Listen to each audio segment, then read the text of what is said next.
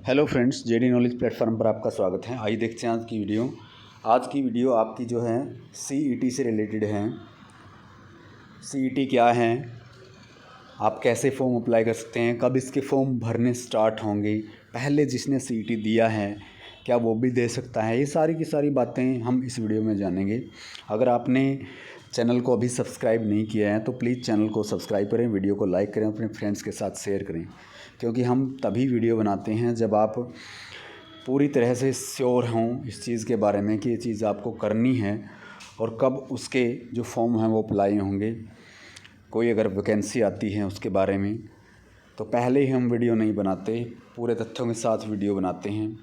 तो आइए देखते हैं आज सीईटी के बारे में। जो वन टाइम रजिस्ट्रेशन है हरियाणा के अंदर, आपको अगर जॉब करनी है सी और डी की तो आपको सीईटी क्वालिफाई करना पड़ेगा। उसके लिए आपकी एजुकेशन कितनी होनी चाहिए सीईटी के लिए?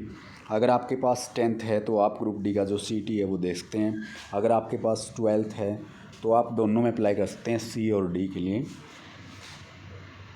और कब इसके फॉर्म हैं जो भरे जाएंगे, आइए देखते हैं कब इसका रजिस्ट्रेशन है जो शुरू होने वाला है।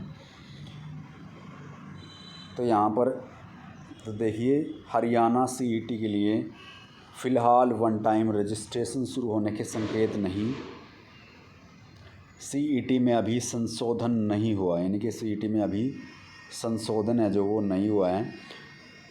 पूरी खबर क्या है, क्या दिक्कतें आ रही हैं इसके अंदर, क्या इन्फॉर्मेशन है, वो सारी की सारी चीज़ें देखेंगे। जैसे बहुत से यूट्यूब चैनल आपको बता रहे हैं कि सीईटी अभी होने वाला है, इसके फॉर्म अभी अप्लाई होंगे। जैसे अखबार में बार बार आ रहा है सीईटी अभी अप्लाई होगा, लेकिन जब तक ऑफिशियल नोटिफिकेशन नहीं आता तब तक उस चीज़ के बारे में हम श्योर नहीं हैं कि कब उसके फॉर्म अप्लाई होने स्टार्ट हो जाएंगे।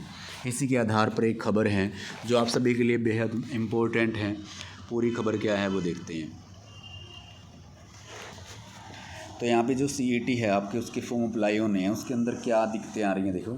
सीईटी क्वालिफाई करने की बढ़ रही लगातार मांग, 3 साल की वैधता की बजाय लाइफ टाइम हो। क्योंकि सीईटी जो अगर आपने एक बार क्वालिफाई कर लिया तो उसकी वैधता जो है 3 साल की है, 3 ईयर्स के लिए वो वैलिड रहेगा। अगर आपका एक्सपायर हो जाता तो दोबारा देना पड़ेगा आपको। तो इसी की जो अभी संशोधन होना है इसके अंदर, हरियाणा सरकार के ग्रुप सी और ग्रुप डी के लिए होने वाले सीईटी के लिए फ़िलहाल वन टाइम रजिस्ट्रेशन शुरू होने में के कोई संकेत नहीं है। हरियाणा के मुख्य सचिव कार्यालय इस तरह की कोई मूवमेंट नहीं है कि वन टाइम रजिस्ट्रेशन है जो आपका वो शुरू किया जाएगा। अभी तक तो सीईटी में संशोधन भी नहीं हुआ। लाखों युवा सीईटी में संशोधन का इंतज़ार कर रहे हैं। प्रदेश सरकार ने हर साल सीईटी लेने की घोषणा कर रखी है, सीईटी में भी प्रावधान किया हुआ है, मगर अभी तक ग्रुप सी और ग्रुप डी का एक बार ही जो सीईटी का टेस्ट है वो हो सका है। 3 वर्षों में जो लाखों युवा योग्य हो गए हैं भी सीईटी देने का इंतज़ार कर रहे हैं।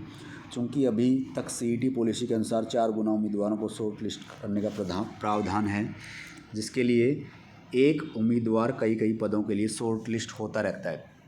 और वास्तविकता में 4 गुना के बजाय कई पदों पर तो सिर्फ 1.5 से 2 गुना तक शॉर्ट लिस्ट हो पाते हैं। जैसे अभी भी हुआ है ग्रुप नंबर 56 और 57 की जो भर्तियाँ थी, अभी बहुत सारी वैकेंसियाँ जो निकली हुई थी, उनमें यही कारण था कि सिर्फ 1.5 से 2 गुना कैंडिडेट ही उसके अंदर शामिल हो पाए थे। क्योंकि पहले जो सीईटी हुआ था ग्रुप वो सीईटी मेंस का पेपर हुआ था, उसमें 4 गुना जो कैंडिडेट शामिल हुए थे वो सारे के सारे कैंडिडेट अभी भी इस पेपर के अंदर शामिल नहीं हुए।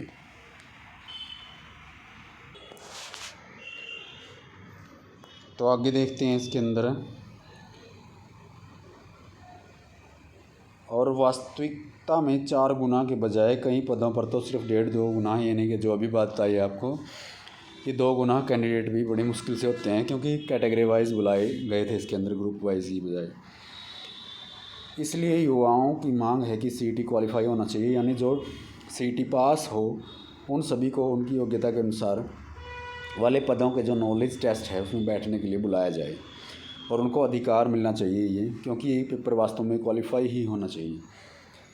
ये युवा दैनिक सवेरा के जरिए लगातार मांग कर रहे हैं कि सीईटी की 3 साल की वैधता के बजाय लाइफ टाइम है जो वैधता होनी चाहिए। पहले एचटेट की वैधता भी 7 साल की थी, मगर जो आखिर में उसमें संशोधन हुआ